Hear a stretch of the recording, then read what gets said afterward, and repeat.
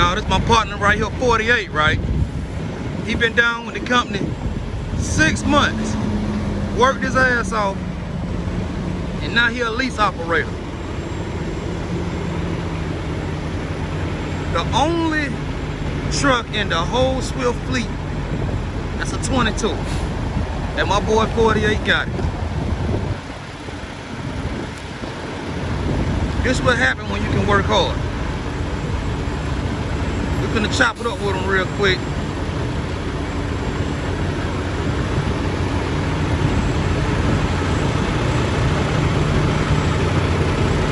Y'all don't see it. Now it's usually cleaner than this.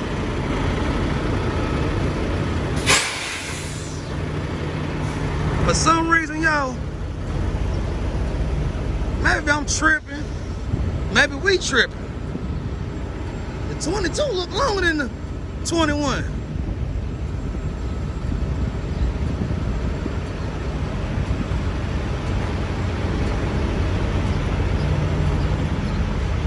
And where these right here going? These going to Charlotte, Michigan. Hey, tell me when I'm even with your truck. I got you. No, it's the same, y'all. We got it even. It's the same.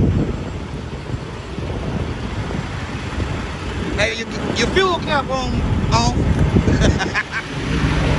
Okay, now y'all. Ooh, look at that 22. That's a digital dash. That's a digital dash versus mine. Ooh.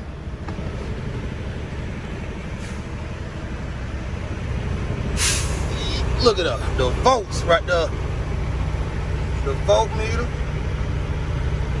temperature gauge, trip mileage, all that there. Oh snap, bro! You mean to tell me? You could adjust which ones you want to see. So at night you probably don't want all that stuff in your face. Yeah. So you go down, you bring up the second, you go down some more, bring up some more gauges, you go down some more, bring up all your gauges. What? So hey, let me ask you this right here. Will it show you how many miles you got before you empty? Nah, it don't. Well, to be honest with you, I haven't even fooled around with it like that. But there's right there, it showed me how much I'm getting to the gallon. Yeah. I was just getting like 9.6.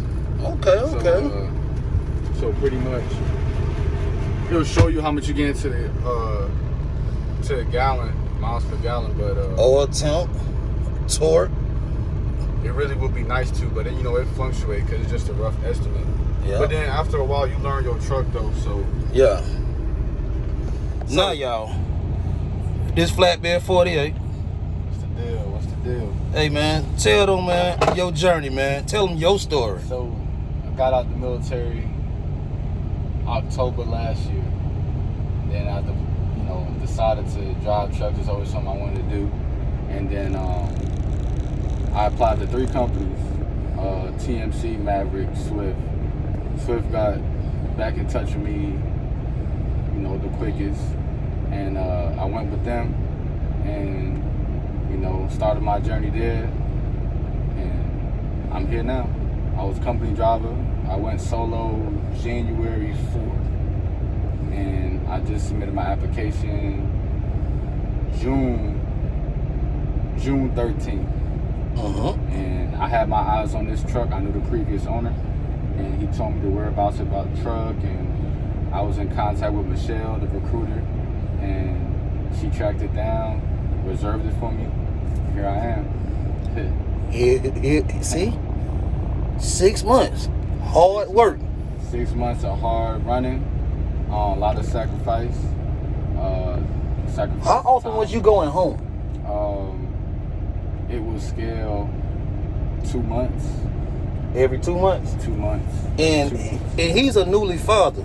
Yep. But he's making these sacrifices now while his child is young. Yep. So his son will see a great future. Right. And it's a case-by-case basis. I have a partner that also works in the military still. So she's doing that. All recognition goes to her.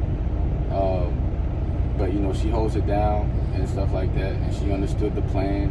The plan was to run hard for 6 months, see where it gets me, and carrier got me. So everything falling in place.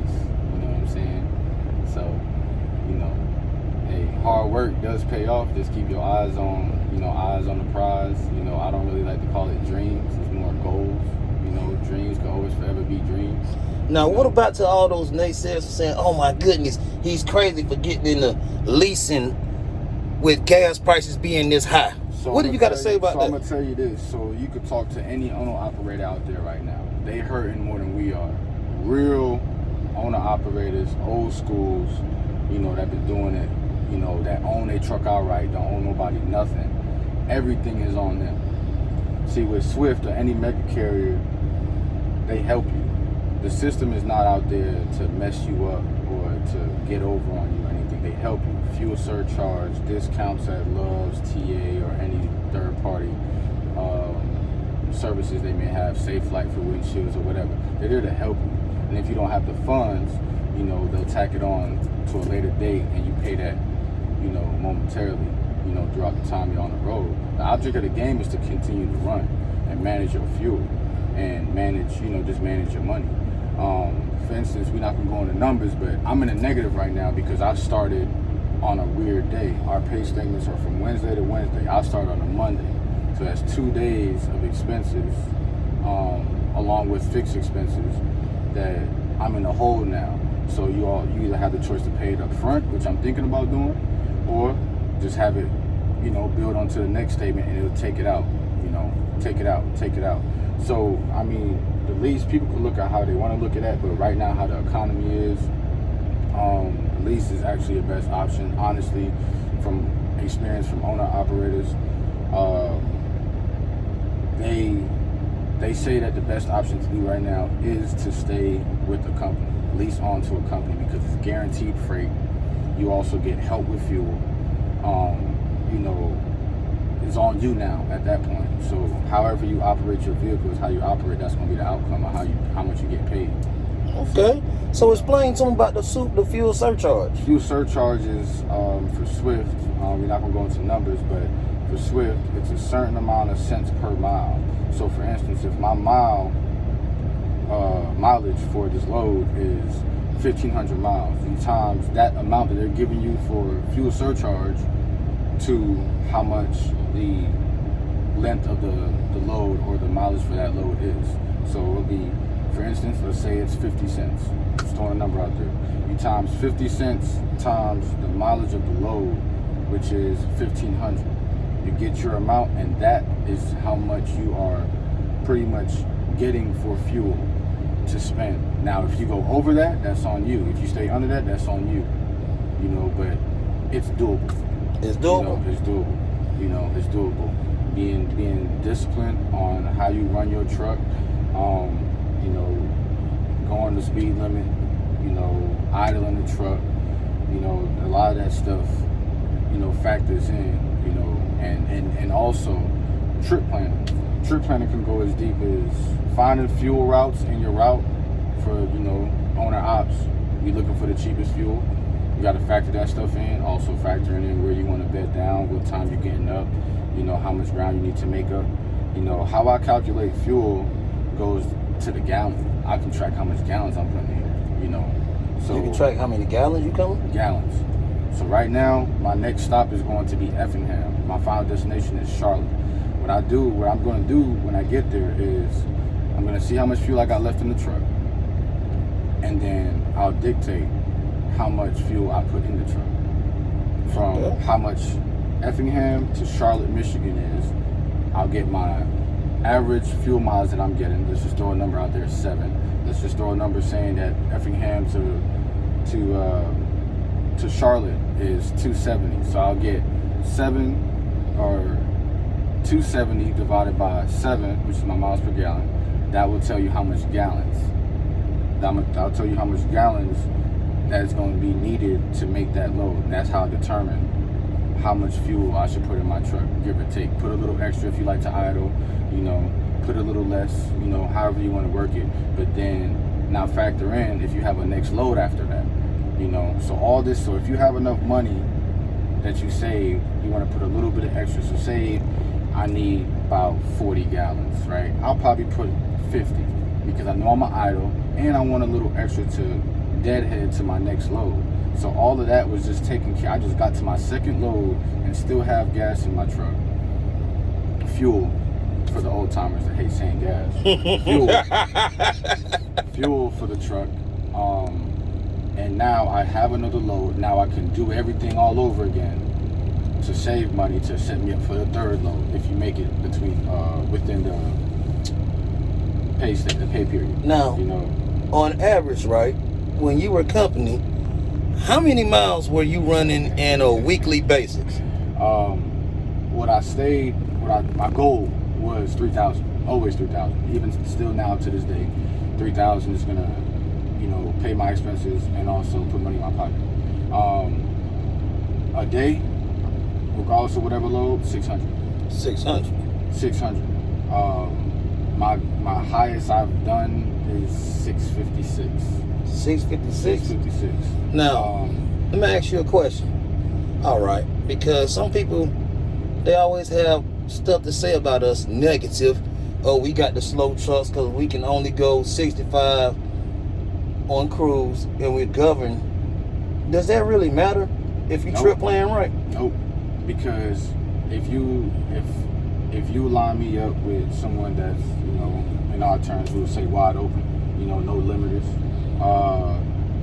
and you choose a route and I choose a route and my route maybe, there's a difference between choosing a route that is less mileage or less time.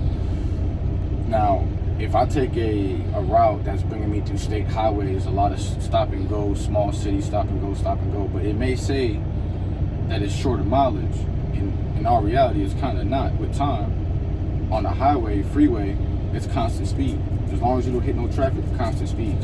So I'm going constant speed 65, but you're going, it may open up to 70, 65, but it'll go down to 45. Then it'll go down to 35. Then you may hit a light.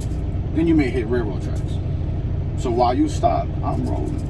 And we may get there probably, and then you probably have to catch up, so speed up to catch up with me when I'm cruising, also saving on fuel.